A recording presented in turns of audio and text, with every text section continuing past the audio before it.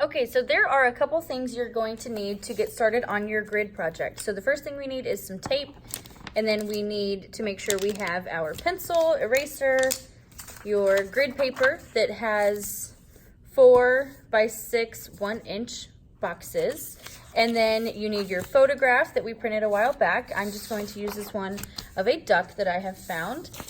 You'll also need a clear piece of plastic. This is called a transparency. You need tracing paper. It's very thin.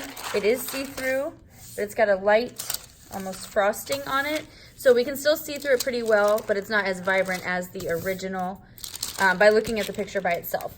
So the first thing we need to do when we are tracing our grid is to have our grid paper ready and then our transparency that goes on top of it. Now, in order to prevent this from sliding around, I'm just going to get a little bit of tape and secure my grid to the transparency so that way I don't mess up my grid as I'm tracing it. So I will just tape down here at the bottom and then on the sides and make sure it's secure so it doesn't slide around on me. Okay, the next thing I need to do, as usual, is put my name on it. These paper grids that are underneath, I'll take these back at the end of the project if they are still in good condition. If they're ripped up or if you had to draw on them to test out some of the materials we've used, that's fine. But for the most part, I'll probably just save these. But your transparency will be yours for the project. You will also need a ruler, so it's going to be real important that your lines are straight for your grid. If not, it's going to throw off the accuracy of the drawing. So the first thing I want to do is just trace the outside box. Make sure my ruler is lined up. You'll need to do this with a Sharpie marker.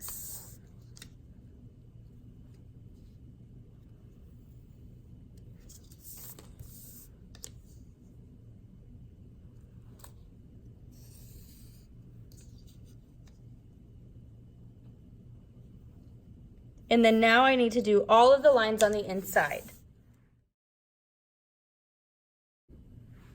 Now, after my grid is finished, I just need to take the transparency off of the paper. So I'm just gonna peel this plastic off.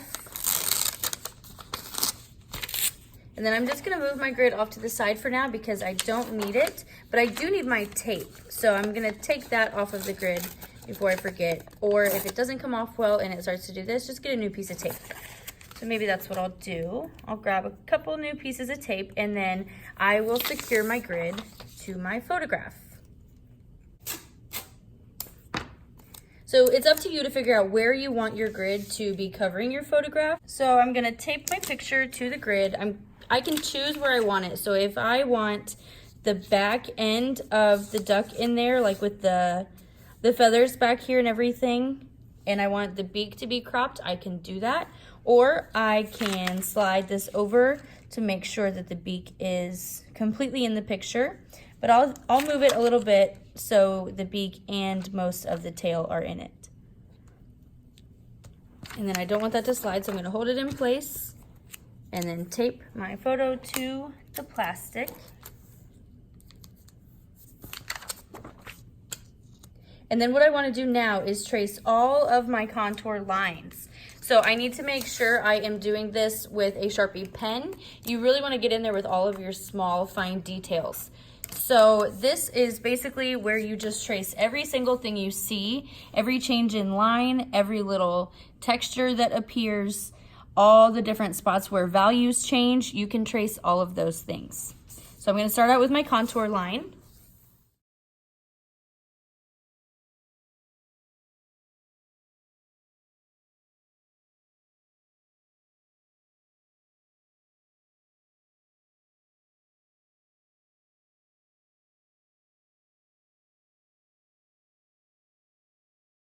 As you can see, I went over every little spot where there was a change in value or there was an extra detail. Anything in the water that may have looked different, I went over it with my Sharpie.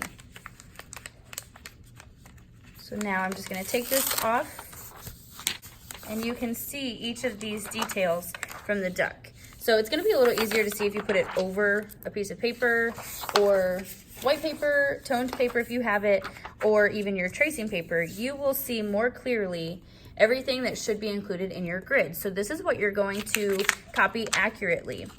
So in order to make that transfer, for example, this is the one I have made. I'm doing this bird that is very colorful. I liked it because of how bright and vibrant all of the colors were. So what I did first was I took my grid that I had traced, I put it over the bird and kind of cropped out an area of the bird that I wanted to include, traced all of those lines, every single little detail.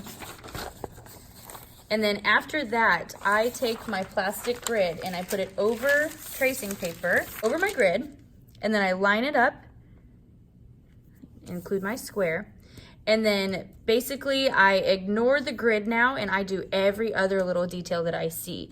So there are little speckles. If you look at the bird's colorings, there are little areas where he's got some patches of yellow here. In the wing down here, there's a difference in color. And then kind of all over the place, there's changes in line. So I made sure to include those. So I'll put this under my tracing paper. I'll secure this as well so it doesn't slide around.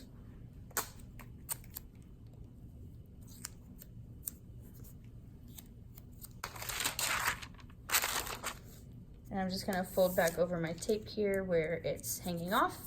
And then now I'm going to trace with pencil. You wanna make sure you're doing this part with pencil. I'm gonna trace all of my lines except not my grid lines. I don't want any of these cross marks in there. I just want my bird details. So I'm going to start tracing the duck, and you wanna do this by pressing hard. If you are pressing lightly, you're not gonna have a good lead transfer for the final. So that will be explained in a little bit, but I wanna start off by tracing all of my lines by pressing really hard with my pencil. Not so hard that I'm gonna break the lead, obviously, but hard enough for that lead to really show up. And then I wanna make sure I include every single contour line and detail line that I have traced onto my transparency. So I'm stopping here. I'm obviously not going over these grid lines because that is not something I want to include.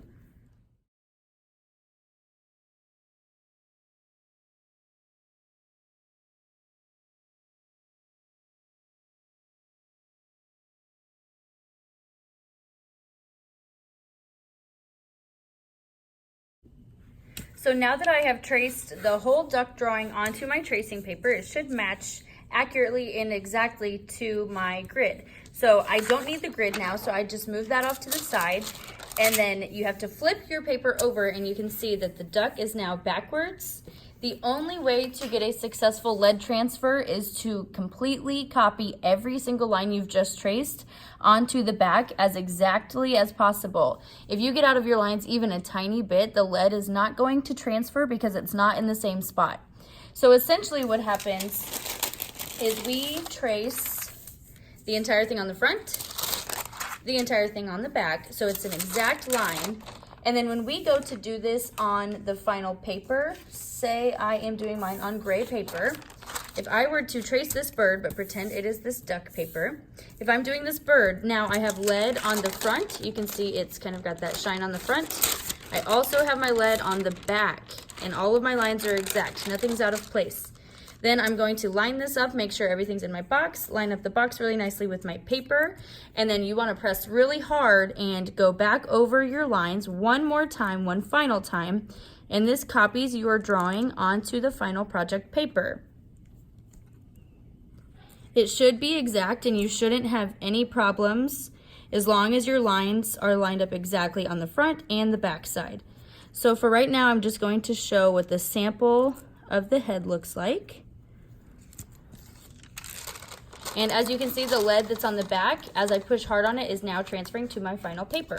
So this process you will finish for the entire page, and then your picture will be ready to go, and you will start adding color to it. And you want to make sure your reference photo and your final photo are side by side. It's okay if you want to tape them together like I've done here, or you can just have them two separate photos side by side. But when you go to color this, it's going to be really important that you're checking back between original photograph and your drawing to make sure your values match. Things that get lighter and darker in the photo should do the same thing in your drawing.